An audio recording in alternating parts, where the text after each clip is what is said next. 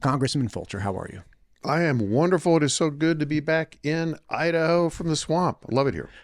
How long are polls that you have to do? Do you come home every weekend? Well, I try to. It doesn't always happen. And given the new administration, the pace has picked up, let's just say, very significantly. And that's a good thing. But I try to come home on weekends, but sometimes the schedule and the airlines just don't cooperate. Do you recall the situation when Musk finally purchased Twitter and put out a note to everyone? It's like, expect to work 60 hours a week. Yep. Like, let's go. And everybody loses their mind. They're like, what do you mean? It's like, no. It's happening right now. And Trump did something similar with, oh, by the way, federal workers, it's time to come back to work. You can't work remote all the time. You need to show up in your office. And so I think it's a good thing. We need to be doing more of that. Are you, small note, are you aware of mouse shakers? I am not. Okay, so with remote work, there was a mechanism to make sure employees were actually working to some degree throughout the day. And one way they do it is they would install something on the computer to make sure that the mouse was actually moving. They were clicking. Okay. So there's a whole market of these like China-made mouse shakers that wiggle the mouse like every couple seconds or do whatever. So the computer registers like, oh, this person is here. Great. And there was a tech CEO who really was like, this is not, like something's going on. And so he bought all of the mouse wigglers and essentially did a fingerprint on them to figure out what the frequency of wiggle was. And he found out some absurd number of his employees were actually just using mouse wigglers and they weren't there. Oh, so yeah. Back to reality. So federal lands. This is something we were just briefly talking about. Idaho has federal lands. Not every state in the country has federal lands. Texas, for instance, came into the country as a sovereign nation. They do not have federal lands. Yeah. Other places have some form of public lands, but we actually have federal lands within Idaho's borders that are managed and run and at essentially the discretion of it. It's about 62 to 63% federal in the state of Idaho, and then on top of that, you've got another plus minus 10%, 12% that are state run.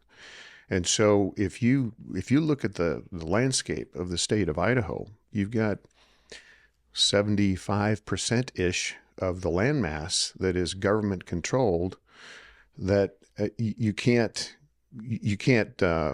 access readily, that you can't levy a property tax on for the most part. And then there's, of course, exemptions that are added to that. So a state like Idaho, and there's only 5 where that number is more than 50%, but a state like Idaho is in a completely different position from a standard of governance than most states because we simply don't control the resources under our feet. So I've made the statement on multiple occasions that we're tenants in this state to the federal government. The federal government's a landlord. Now, landlords have responsibilities, and so we call them on that for federal funds and those types of things. But we do not control our own destiny because of that federal control of the land. 2 things in particular that really ring true with what you're saying is, one, the now stalled Lava Ridge program, right, which was essentially taking 200,000 acres of grazing land, federal government, and again, it's public land, but they were going to contract out with a private energy company to install the largest windmills, like the world has ever seen, and pump that power, not even to the state of Idaho, to California. So it was like, okay, wait a minute, we don't, like, I can tolerate some manner of things like, okay, I don't really like the way that looks, but do we even benefit from it? The answer was no. And overwhelmingly, the county, the city, the citizens, residents did not want it. Nobody that I talked to wanted that thing. Yeah. And here's another component that needs to be considered from a federal standpoint. I am not aware of any wind project in the country that works economically on its own merit. They're all subsidized through taxpayer channels. And if it was so doggone good, then how come it can't operate on its own? And it's incredibly expensive once you consider the cost of the turbines, the maintenance, and the transmission lines. Every single one of those turbines has to have transmission lines that goes to a plant somewhere. So the cost of this is astronomical. The impact on the environment is not good. This is wind power, generally speaking, is one of the most expensive sources of power there is. And in this case, because it was federal land, because some agency set of bureaucrats wanted this, and California needs power, right? They said, well, how about this place called Idaho, right? Nobody cares about Idaho. This is on federal land. We can do what we want. And so this thing gets basically approved. It was approved. And we, on the congressional front, had taken several steps to stop it. And but it wasn't until President Trump came in with an executive order on those things. Still not done, but nevertheless, I think right now, probably the final nail's been in the coffin. Just hasn't been made public yet. Well, that's good to hear.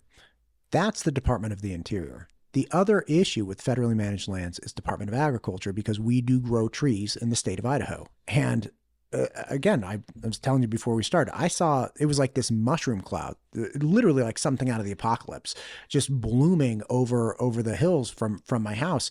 The amount of smoke and difficulty that we experienced that were fires started on federal lands. And I understand some of them need to burn. That's at least mine. I'm not a fire guy, but people are like, yeah, look, there is value somewhere for letting fires burn out. But you can also stop fires that you don't want to burn out a lot more quickly. If you just get on it faster with a better response team, then you save yourself a lot of heartache and problems later on. Both of these things, it's like, what's happening, right? Like, because I'm the one that has to actually ingest these smoke particles. Like, my kids are trying to ride their bikes down the street this summer and they're like coughing. It's like, that management or mismanagement, as it was, it has really been something that's gotten my attention as far as like, okay, well, why does the federal government have these lands? Well, why? Let me answer that one first. All right. And you can go back to the previous one. But I've tried to dig into this historically for a whole host of reasons, because, as I mentioned earlier, Idaho is only one of 5 states where the majority of the land mass is federal. And what I've been able to dig up, and my staff has been able to dig up, is there's 2 primary drivers for the mass amount of federal lands in Idaho. Number one, Idaho came into the Union after the Civil War. And at that time, there was tremendous debt that was owed to it was called general government, not the federal government at the time. And the general government did not want to turn over the mineral rights to these newly approved states. Okay. So they wanted to keep that revenue stream. There was gold and silver being discovered, and they knew there was going to be revenue. So they wanted to keep that at least in trust for a period of time. The second reason that my understanding is that the South had recently been defeated in the Civil War, and they were decimated. And a lot of the Southerners had migrated or were migrating west. And there was a concern by Congress that the South might rise again in the West, and they didn't want to give them the leverage of controlling the land. And so now, I'm sure that's a simplified version of everything that was going on, but I think that's verifiable. Those 2 things were primary reasons why states like Idaho, unlike a Texas, for example, doesn't control the land within its borders. But that changes everything. I mean, it changes your governance at the state and local level because you're a tenant, you're not a landlord. It definitely changes my role within the federal government. I spend a tremendous amount of time trying to argue with my colleagues from the East and the Midwest. You need to subsidize us with PILT money, payment in lieu of taxes, for all these federal lands, because we can't get property tax, or we can't even do projects at will for timber or grazing or whatever. So this changes everything. And back to your point, which I think was a very valid one on the fires, we have created a system where we have a lose-lose scenario because we don't manage those lands. And so the fuel load builds up, right? And so instead of harvesting timber in a very responsible, environmentally friendly fashion and receiving the revenue stream and the jobs and the economic benefit of that, we don't. And then it turns from a profit center to a cost center, because then a lightning strike hits or whatever, it goes up in smoke, and we're spending hundreds of millions, if not billions of dollars trying to suppress it. So this is just a bad system right now. And I believe the answer is transferring a lot of the control to the management. I'm not saying we have to shift the ownership. That might be ideal, but realistically, shift the management from the federal government to the states, to the local shareholders. If you take a look at Department of Ag, Forest Service, Department of Interior, they're overwhelmed. The backlog, untouched maintenance backlog of the federal government on public lands is in the billions and billions and billions. They're way overwhelmed. They can't manage all this. And even if they had the resources to do it, which they don't, we've evolved the legal system into this situation where so-called environmental groups will sue anytime that there is a project proposed for timber or grazing or whatever. Lawsuits fly, gets all cobbed up. This needs an overhaul in the biggest of ways, and it's massively impactful. When you talk about transferring management, the only options that I've heard in the past are like, okay, that either the federal government owns it and we all get to get the benefit of this, or and they do a bad job managing it at times, or the state takes ownership, and one possible side effect of that is the state's obviously job is not to like you know hold this land and do whatever. They have to utilize it for the best and highest value for their right. trustees, and so they end up selling it off to private interests or things like that. No one has articulated a hang on. You keep the title. Just let me deal with it because it's in my backyard. Then it won't be sold off. And we won't have the apocalypse every summer. And you can improve the access to the public. Okay, you can. There's ways to do this where you can transfer the management, not necessarily the ownership. Or even if you do transfer the ownership, you can maintain the public access, the public use, not the sell off to the private entities. And the state has proven, the state of Idaho Department of Lands have proven they are far superior in managing the land than the federal government is. First of all, they do have a smaller amount, so it is more manageable, but they pay attention to it because we live here. This is our home. When you have bureaucrats from 3,000 miles away making decisions on a piece of ground, or in this case, 33 million acres, which is what Idaho has in federal land, they're not going to be the best stewards of that.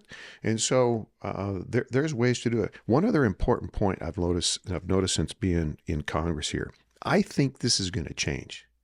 And it's not going to be for the reasons that we are talking about right now. I mean, these are valid reasons and all legitimate ones that should encourage the transfer of control. But sure. Here is what I think is going to drive it. Idaho is what's called a donee state. For every dollar you and I in the state of Idaho pay to federal taxes, we get somewhere around $1.40, $1.45 back through federal channels, federal programs. Okay, now that sounds on the surface a great deal, right? No, it's not. What that means is states in the Midwest, states in the East, they're subsidizing us, right, because of those federal lands, and they don't like it. It's called PILT, Payment in Lieu of Taxes, or SRS, Secure Rural Schools. Those are the mechanisms that are used, but it's a subsidy. Any way you slice it, from the East and the Midwest to the West. They don't like it. We argue this every single appropriation session. This last, I think it was November, maybe October, it got approved by 3 votes. This is becoming a bigger and a bigger and a bigger fight. And, honestly, if I'm a congressman from Connecticut, Texas, Florida, I'm saying, why do I have to subsidize you guys? I want to keep every single dollar my constituents pay in Texas, right? I would be arguing that, and they are. And I think that's going to be very possibly the driver that forces a shift, because frankly, the PILT dollars are somewhere between $1.50, $2 an acre. Now, can anybody realistically look me in the eye and say, if we control that land, we couldn't generate more than $2 an acre on it? Absolutely. I mean, it's a pittance, right? It's a federal government patting you on the head, say, go away. Here's a little bit of money, go away. But we need it. You got counties like Idaho County or Owyhee County where you've got almost no private land. And so they live, basically, they function, they operate their schools off that little pittance of PILT money, when under their feet is a treasure trove of timber, grazing, minerals. We've got all the wealth in the world. We just can't touch it. So I've covered a lot of ground in a short period of time. This is great. This is the issue long term in the state of Idaho and much of the West. This is the issue. Whoever controls the land controls your destiny. And right now we're tenants. We're not landlords. Talk to me about the cost then, because the number one thing people talk about, and again, I understand 100% of what you're saying. The number one thing they say is, hey, look, the fire season last year was like $500 million, the federal bill. And the Idaho bill was, I think, somewhere between 40 and 50 million for our lower acreage that we were dealing with. Where do we get the $500 million? So that's the interesting question that I get asked frequently. So we can't afford to take it over. We can't afford to take it. And my argument is we can't afford not to do it because of what I just described. Here we have all this wealth. We have all this, these tremendous resources. We've got the timber. We've got the minerals. We've got critical minerals right under our feet. But it's just sitting there because we can't touch it. Now, what's happened is, in particular since the 80s, is we've lost infrastructure because of mainly lawsuits and more restrictions on accessing those resources. Our lumber mills have gone away. A lot of our mining resources have gone away because they can't operate. They Right. can't get permission. So where there's a legitimate concern there is a transition point. How do we transition from so-called federal control, which I'd argue is not control, federal mismanagement, not federal management, to local or state controlled? And there is a transition time, and that's that buildup of private industry. you've got to do it gradually. It can be done. It can be done, I think, wisely. It can be done in a good way. But it will take a transition period because you have to earn the trust of the private sector to come back and reinvest again. And I think we can do that with the right leadership, but it's got to be driven out of Congress. And I think it's going to be, I do think it's going to happen. But if we were to look long term, there is no comparison of what the wealth of this state could create that would far surpass any cost of management of it. And it's having the vision and the planning to get us from where we are to where we want to be, and it can be done. And that's more and more of my time is spent on these types of issues. When you're talking about minerals and natural resources, this also applies to things like energy, because Yes. you are a big proponent of geothermal. Yes. Talk to me about this. So first of all, we got to understand the importance of energy to our national security, to our national economy. The energy sector is kind of the hub of that wheel that drives everything. And so if you're healthy with your energy production and you're controlling that, then you're having positive impacts, not just on your local economy, but on your foreign policy. Think about it for a minute. Where does Russia get all their revenue stream? Well, they sell oil to our friends. They sell oil to Germany, to France. That's where they get their revenue stream, and that's how they can prosecute a war in Ukraine, okay? So imagine for a moment, what if we were supplying that? Not only would we get the economic and the foreign policy benefit, but they wouldn't.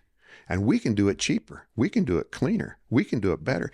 We have proven under the previous Trump administration, we can harvest and process and ship it to France cheaper than Russia can, and cleaner. So that, first of all, that's just an economic powerhouse that we have to realize we've got. And if in Idaho plays a significant role, we've got great geothermal resources here. Incredibly friendly to the environment, very low carbon footprint, takes very little disturbance on landmass. It's clean, it's cheap, it's dependable. We just don't develop it. Idaho is got, I think, in the Boise area, is got the largest single municipal geothermal operating facility certainly in the country, maybe if not the world. And it's so we're kind of a pioneer, and I want to exploit that. We've pioneered that in this state, and it's worked very, very well. It just needs to be exploited. So those are part of the efforts. But back to your point, the energy control, the economic benefit, and the foreign policy benefit of having a strong, diversified energy sector is second to none. When you talk about pioneering energy, the Idaho National Labs pioneered nuclear energy. Yeah. Like we had Yeah. ARCO, it was the atomic right. city, That's right. still is. What do you see that as playing a role? I know Yes. nuclear has always had a scare factor to it, but there are a lot of people, including Senator Risch, that are big fans of it. Same here, and for the same reasons, I'm sure. And he and I communicate quite a bit, and I think we're in complete lockstep on this. Idaho is a pioneer with it. We got the Idaho National Lab, and the technology is changing. The technology is improving. It's clean. It's cheap. It's safe. That's the thing. Here we as in Idaho develop a lot of this technology, and it's going along. And you have a 3 Mile Island type thing, scares the living daylights of people. Nobody died and all that. You got Chernobyl, scares the living daylights. Russian operations, American operations, totally different animals, by the way. Sure. And but since then, the technology has improved so much. We've got small modular reactors that can basically avoid having to tie into a grid. We could have a small modular reactor that just powered Boise. We wouldn't have to network that on a grid, go to all the expense of doing that. Safe, micro, or coming right on the heels of small modular. And I will say this, the attitude towards it is changing. I sit on Natural Resource Committee in Congress, and I poke fun at my friends on the other side of the aisle because they seem to argue against everything. And I'll just say it. It's my Democrat friends. But they are your friends. There's my friends. They don't typically, they haven't liked nuclear, right? They don't like hydro because there could be some impact on fish. They don't like coal, right? I would even argue when it comes to wind and solar, they don't like all of that because they don't like the harvesting practices necessary to put that in place. So I will poke fun at them and say, so what is your energy policy? Do you like electricity?